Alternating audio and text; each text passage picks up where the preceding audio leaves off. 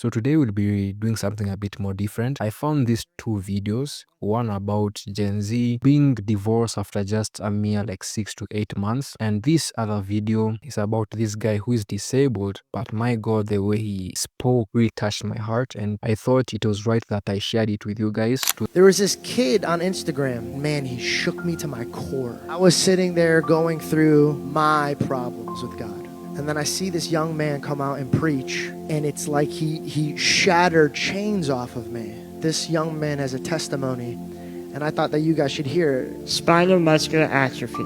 I have a degenerative muscle disease. I'll never walk, I'll never feed myself, bathe myself. Every Sunday, I'd be in church, listening to the pastor, reading Bible verses, singing hymns, sitting there, literally, thinking, why am I worshiping this guy? What reason do I have to love the God that gave you a normal body? If Shauna, you love her and all, but if she took a sledgehammer, just went away at your kneecaps, crippled you for life, I'm not sure you would, look up to her anymore and be like, I love you, I love you, I love you.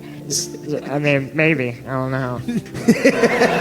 No, I agree with you. I would look at her quite differently if she came into the room with a sledgehammer and smashed my legs. Yes, I would definitely look at her differently. Right. I mean, maybe you have Stockholm Syndrome. I don't know. Bro, you make them laugh one more time, I'm wheeling you off of here, bro. I don't know what to tell you, dude. I was drowning in a sea of hate, disgust, tyranny, bitterness. I started to be comfortable comparing myself to every single person, to you, everyone. It ate me up inside. I thought I would go home every day from high school, be the crippled guy. Doesn't have any purpose, plays video games, watches porn, doesn't do anything with his time. I didn't want that, it scared me. And so I read the Bible, I started studying theology, I started letting the Holy Spirit work through me, and I looked at my life and I said, okay, if I can't change this, then surely I can do something. And so I took what I had, the hand I was dealt, I said, I'm going to use this somehow, some way to help others, to serve others. What God has done in my life is this. I love life. I love living. And if I had the opportunity, if God came to me right now and he said, I can give you a healthy body, would you want it? Respectfully, I'd say no. I am a Christian because of this. If I had any of your bodies, I would probably be weaker. Our spirits, we're all crippled. We're all disabled. We're all weak. And we find our strength before Christ. And so it doesn't matter what your disability is. There's hope, and you can change someone else's life. But you have to let the Holy Spirit work through you first. Let him do the work that allows you to say, I love life. I love being a Christian. And I love God. Ladies and gentlemen, let's not even get to the sentiments of like Christianity or religiousness, because that is not the essence of this video. The first time I watched this video, I just cried. Like there was this thing inside me, just let everything out, and I cried. I was like, why am I crying, man? It really touched me, story, man, and it got me thinking, man, like what, like if my guy, he's seeing life in a different light and he's just able differently, what about us? What about you who has your whole body, man? Like your whole body is functioning. Like what do you have to lose, ladies and gentlemen? Like why do we it got me thinking that we see life so negative, man. It's touching in the sense that we have all been called to a purpose. My guy was lost. He was lost. He was in this lifestyle that did not please his spirit. But after coming to terms that, nah, this is not me. I have to do better. I have to be a better person. And through Christianity, through reading the Bible, through finding himself through God, he became the man that he wanted, man. Even bro is saying, you know what? If God came to me and asked me if I will want a normal functioning body, he'll respectfully say no. Like what? Like how do you even come to terms with that, man?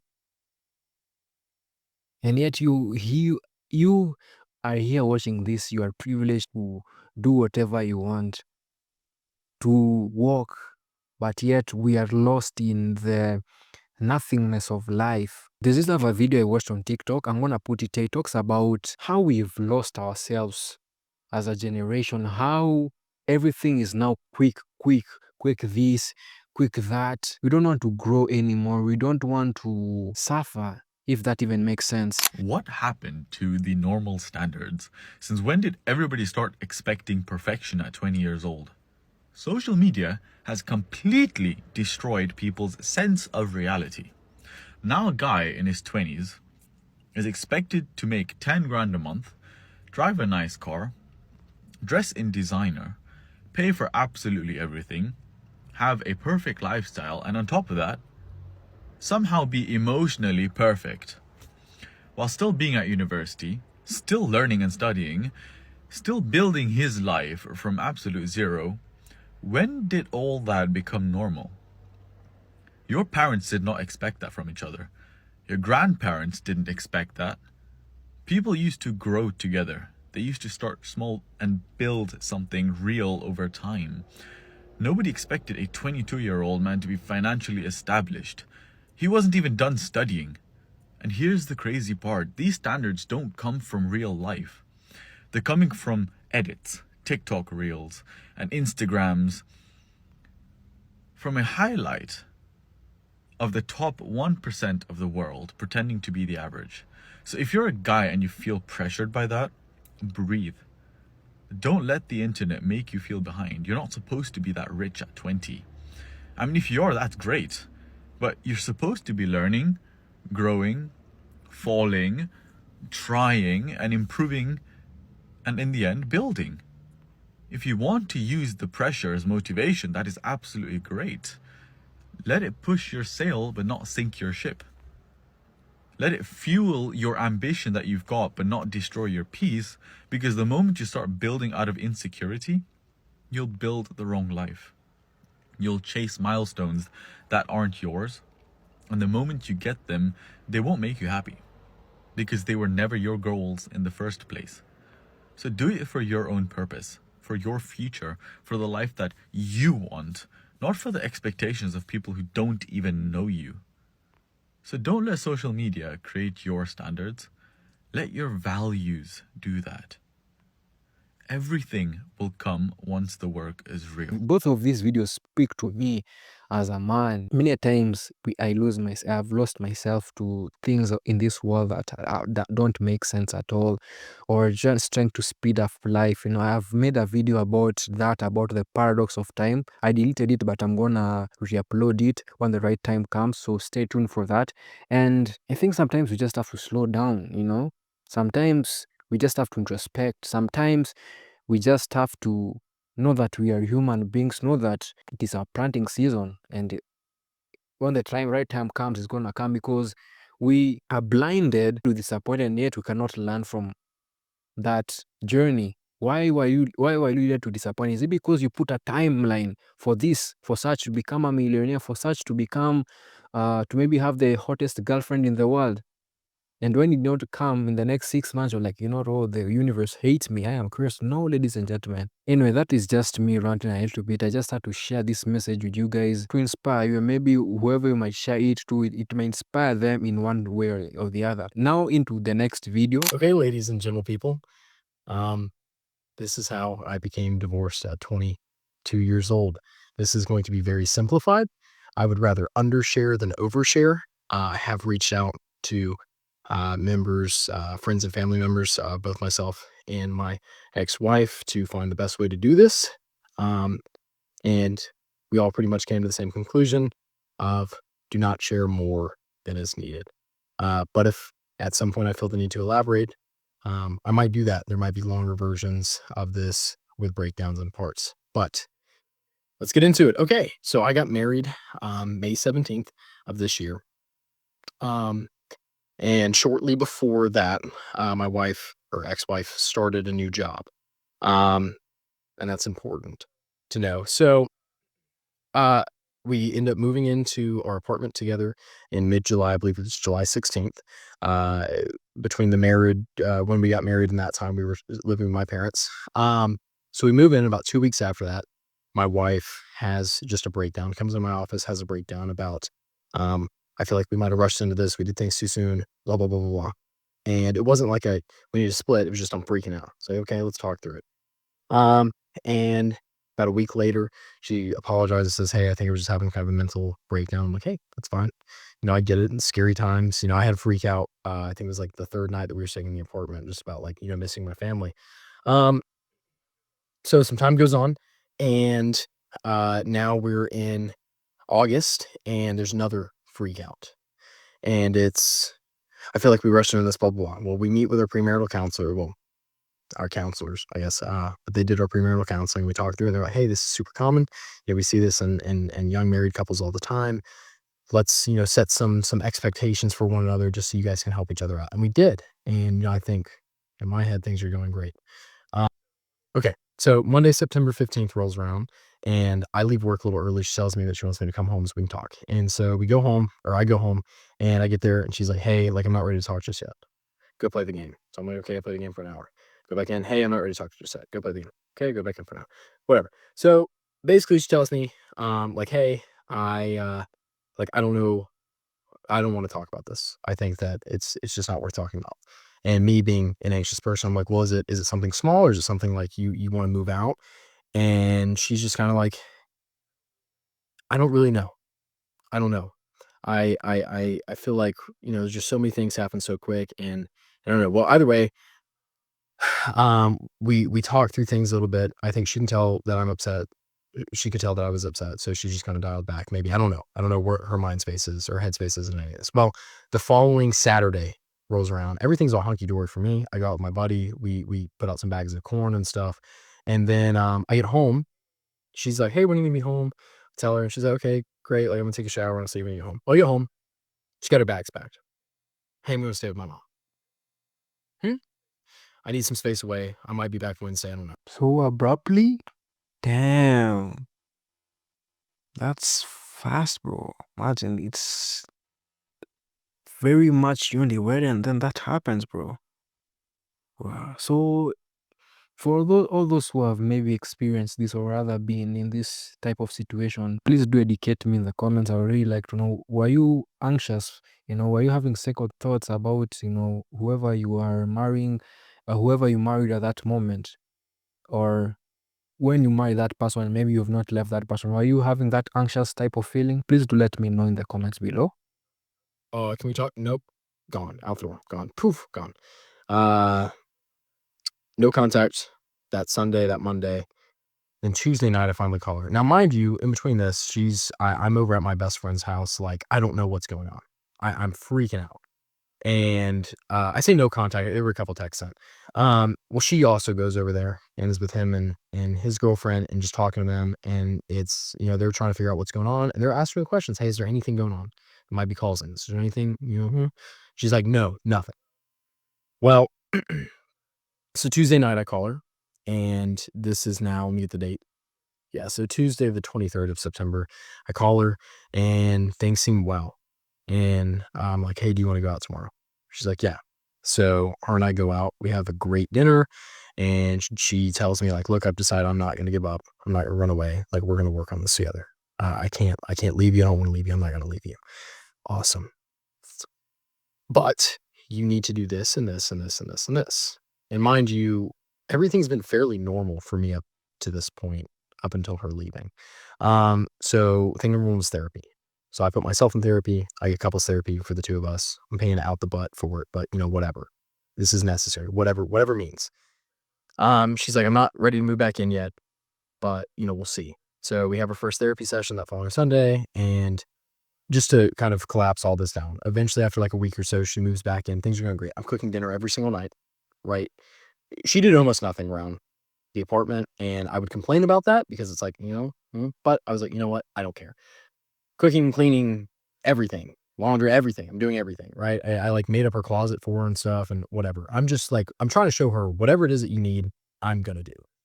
And I start working on myself and start trying to be, the best husband that I could possibly be. And it's stuff that Things are looking a bit rocky, man, but at least, I guess that's how, you two people who maybe you knew of each other, then getting into this, bond, things happen, and then, you now have to compromise, right? I guess, I don't know, bro. I'm just speaking, from like what I'm just hearing right now. Should have been doing beforehand, but it's like, this is my first time. I'm a kid. Well, 3 weeks go by. Let me go back to my text to figure out the date. So, mind you, during this time too, she's like trying to get me to buy her a new car and like a gaming PC, and we're coming to all these. I mean, it's amazing. It seemed like the most perfect marriage. Well, Sunday, October 12th rolls around, and things have been going great. We have our therapy session. And the therapist is like, guys, I think we made a breakthrough. And we're laughing, giggling, whatever. Well, therapy session ends. She looks at me, hey, I'm dropping out of nursing school. When did you make that decision? She's like, last week. It's like, okay, all right. I support you. That's a big decision.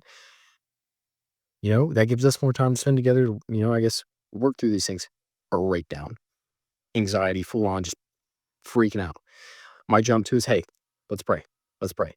She doesn't want to. She goes, jumps in the shower. She's free. I can't do this. I can't do this. I can't do this. I thought I could, whatever. And I'm like, hey, let's get in the car. Because car rides always calmed her down. Let's get in the car and ride around. In the car, I've been lying to you. I've been doing X, Y. And I go, have you been cheating? And she looks at me. Yeah. With who? It's her boss.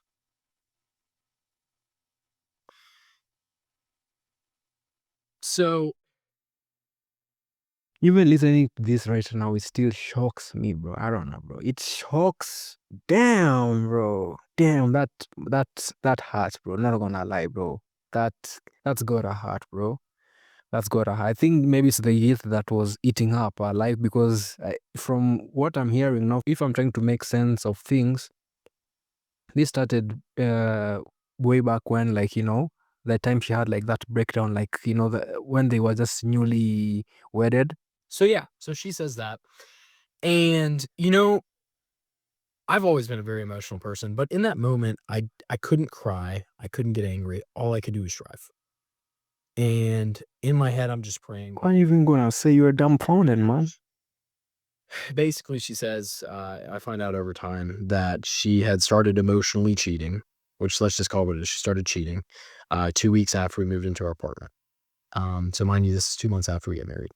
And that, if we do the timeline here, that's when the first freak out happened, when she came into my office.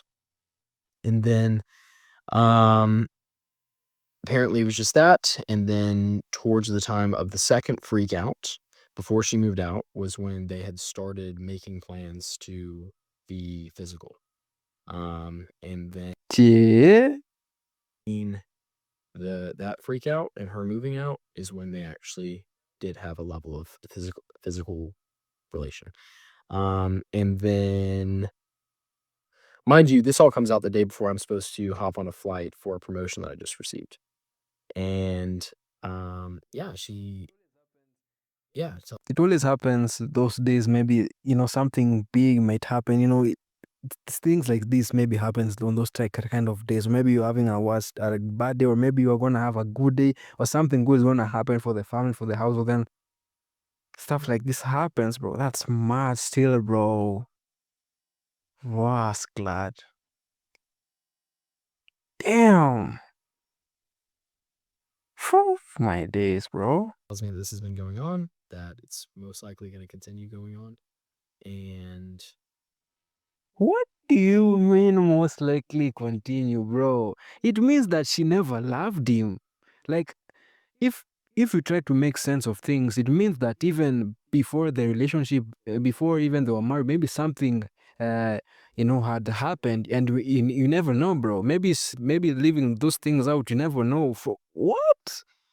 That's a wild statement, though. You're coming to me and tell me, not, hey, yo, babe, I've cheated, I'm like, oof, I'm mad, man, like, and then she's like, you know what, maybe it's going, even so, I don't think that this thing is not gonna end, I'm just gonna keep on going with bro. You never loved the bro. You never loved him. Let's just be serious, bro. Damn. Have you ever gone through this, ladies and gentlemen? Please do tell me in the comments below, man. This is very, I'm telling you, when you're gonna finish this video, it's gonna be more of it, and it is gonna be a more of an educative part. So if you wanna skip to that, you can. But damn, yeah, not crying about it, not upset about it. Actually, I'll just tell you guys, laughing at my crying, because eventually I do start crying, of course. She's like, "Look, let's go back to the apartment. Chill out there." And I'm like, "Okay." We get back to the apartment. She's like, "Look, I need to call him." Mind you, I'm falling apart. "Look, I need to call him. I need to make sure he's okay." Hmm? How heartless are you? Nah, bro. Eh? I don't know if that's even petty or what, but that's like, you're not even like, I don't think she's emotionally aware to some extent. Like, she's not empathetic for the other person, you know? I don't know if that's even the right word to say, bro, because how can you be telling me that, you've treated, some people, at least from things that have, from the few, let's say, for example, from the movies, someone is, I know life is not a movie, but, someone is, at least, they have that switch, what I have done wrong, but damn, she's like, nah, bro. Yeah, bro, it is what it is. It's insane, bro. It's insane, ladies and gentlemen. So she leaves for 2 hours while it's like 12 o'clock at night. I can't sleep. I can't do anything, right? I have a flight to catch the next morning. I can't do anything. I'm falling apart. Finally, she comes home. She's like, "Look, I don't want to talk about this. Let's just lay down." So I get like 2 hours of sleep, wake up, get on a flight, and absolutely bomb, do terrible, right? Because how could you do well? And during this week, while I'm gone, all I'm thinking of is, okay, how am I going to fix this? How am I going to fix this? I don't know how I'm going to fix it. How do you forgive? Well, I'm going to do it. I'm going to figure it out. And wow, God is good. Because though I didn't fix it, he kept me functioning better than I would have without him. And yeah, so then I get back. She ends up actually picking me up from the airport that Thursday night. We hang out, or she drives me back to the apartment, goes and stays at her mom's. Friday morning, wake up, we go on a date. It's great. We're having a good time. It's a little weird, but we're having a good time. Well, eventually we go back to the apartment. She falls asleep. I go through her phone, and it is her and him dogging on me, talking about how she's going to stay on my good side so she can get things from her and all sorts of terrible stuff. And so I'm like, "Hey, wake up. Let's go." And she's like, "Oh my gosh, did you go through my phone?" I'm like, "Yeah, I did." And then, That was part one, ladies and gentlemen. That gaslighting at the end was insane, bro. Mad, bro. Fear both genders, ladies and gentlemen. When there was, oh my God. I will not wish any of this to, like, even my worst enemy. No, not gonna lie to you. That is not something that you want to go through, man. But I'm pretty sure there's people, spouses that have gone through even much worse than this, bro. Wow. Man, she never loved him. Let's just be honest, ladies and gentlemen. Girl is in the comments. Please do tell me, did you think that she actually loved him?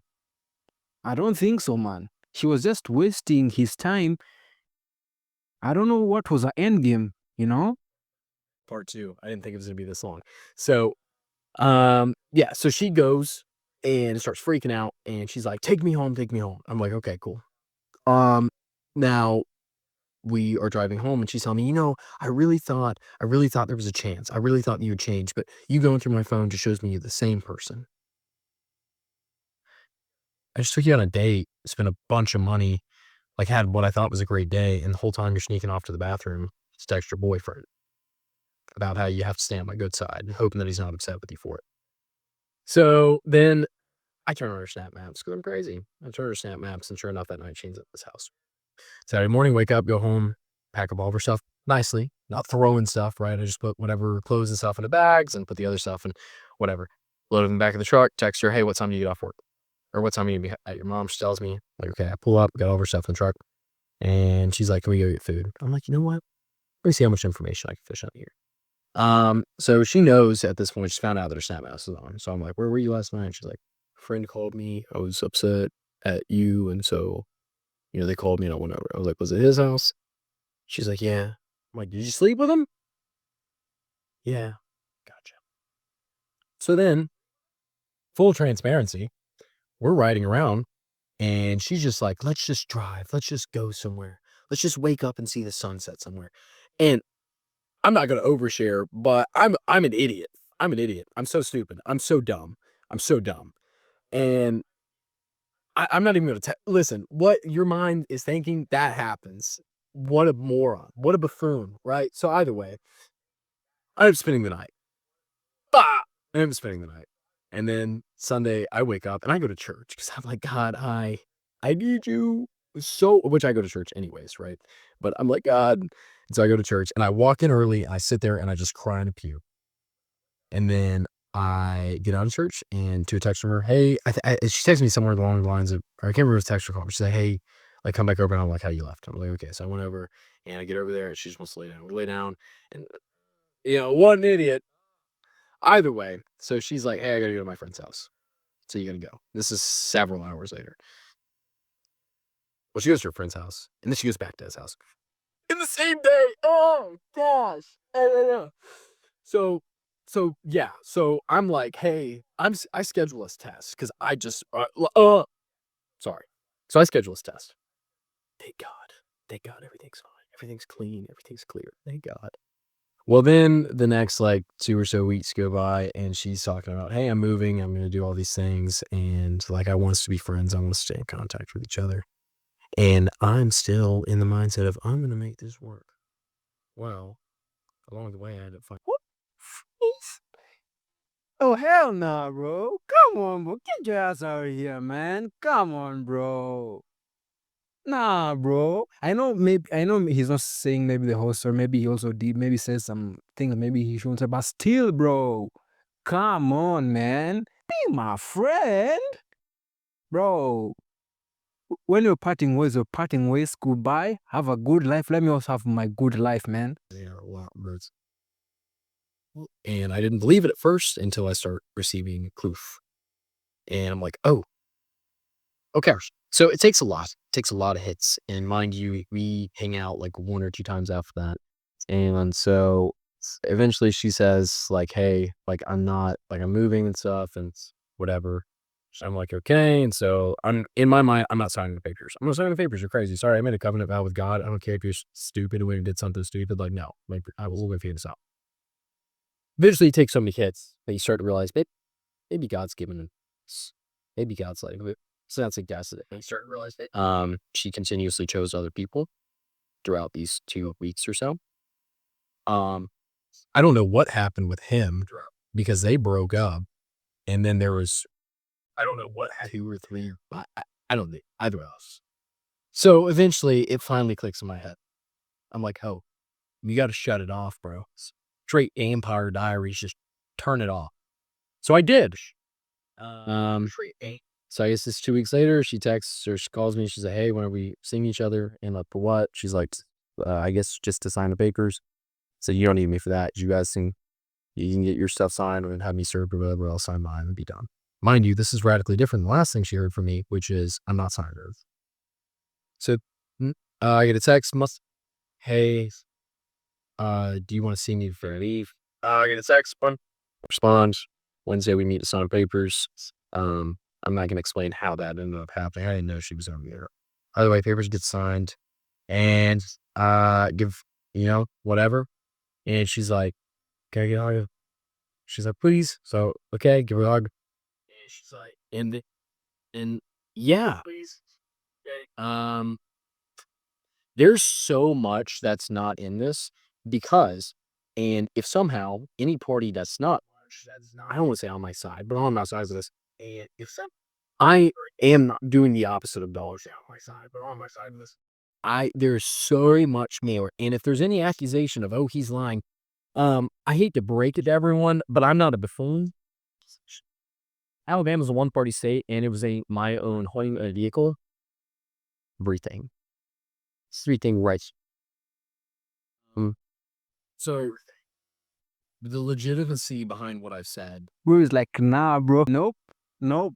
You think I'm just saying I lie? Nah, bro. I got everything, every single detail in this thingy right here, bro. Fair play, man. Fair freaking play. Right here. I undershared a lot because I hope, and the last thing that I said to her, I prayed over her. The last thing that we did is we had a conversation. I said, I am not mad. I do not hate you. I hope you have a wonderful life. I hope you find a man someday that you can love the way that you should. I prayed for her.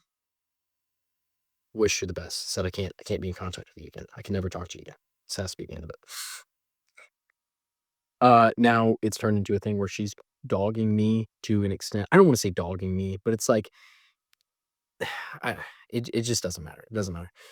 Just a little bit of stupid stuff though, and gotta move on. I gotta let go. You know, I'm so separated. But the plan is, now that I've said all of this, I can now do what I really wanted to do this whole time, which is make the Christian content, but also make the Christian content that speaks directly through what, in my opinion, is got to be one of the hardest things you can go through in life, and that is infidelity, right? In your and separation, divorce, whatever. And now that I've really said what happened, I feel like it. The link to the video, to the original video, is in the description box. But wow, she never really loved him, bro. She never really. I think she was not. She's not emotionally there yet. You know, maybe he was emotionally there and she was not, and she was confused and all that. These kind of things. That is for the psychologists and for whoever they know how to say. They know that thing, and I'm pretty sure there's someone who's following this up and is gonna educate some of you who have questions. It's just a very interesting to look at. You know, something that you've bonded, you think that you love someone, and then they end up being a snake, but not a snake because at least they told you the truth. And then how to come even to terms with that is very interesting. And the fact that, he, says that he wishes her all the best and all that kind of goes to show that, level of maturity to some extent. Even that said, I'll see you guys in the next one. Peace.